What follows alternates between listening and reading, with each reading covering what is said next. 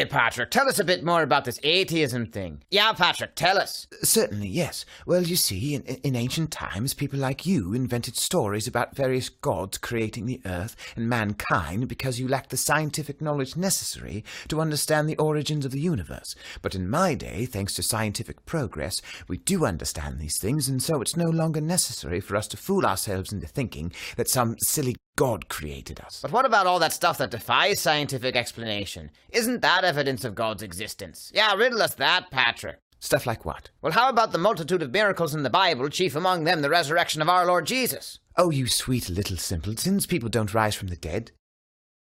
Except for that one time Jesus rose from the dead. Yeah, that was awesome. No, what I'm saying is that Jesus never rose from the dead. And how do you know that, Patrick? Because it's not possible for people to rise from the dead. Yeah, we know. That's why it was sort of a big deal when Jesus rose from the dead. Look, I think you're far too uneducated to understand this, but if people could rise from the dead, then people would rise from the dead. If Jesus could rise from the dead, surely someone else would have risen from the dead as well. Other people have risen from the dead. Like who? Like all the people in the Bible who rose from the dead because Jesus rose them from the dead not long before he himself rose from the dead. Well, obviously you can't count those examples. Why not, Patrick? Because they come from the Bible, and the Bible is a ridiculous book full of silly stories that couldn't possibly happen, like... People rising from the dead? Exactly. Right. So according to you, the resurrection doesn't prove the existence of God because it never happened. And we know it never happened because we know that people can't rise from the dead. And we know that people can't rise from the dead because no one ever has risen from the dead, if you don't count all the people who have risen from the dead.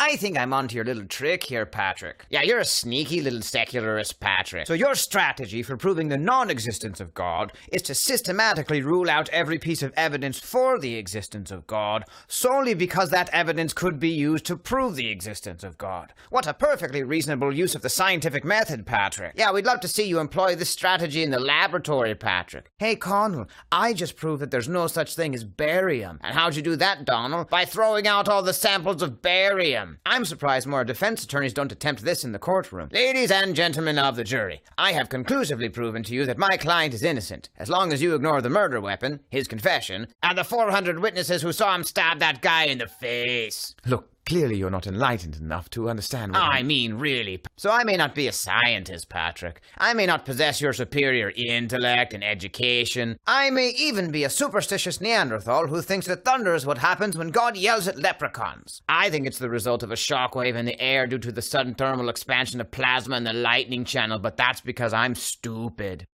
Nonetheless, I still know a lame argument when I hear one. And when you accuse Christians of remaining in ignorance because they refuse to allow any evidence to challenge their theistic worldview, only to dismiss every eyewitness account of our Lord's resurrection solely because it challenges your atheistic worldview, well, that's not just lame, it's also a wee bit of the clover calling the grass green. That's an adorable Celtic twist on a classic idiom, Patrick. Don't be absurd. I treat the Bible exactly the way I treat everything else. I'm a man of reason and evidence and facts. I'm a man of science, a world-renowned evolutionary biologist. I defy you to give me one example of something that I believe in despite no scientist ever having seen it happen. Evolution. Dang it.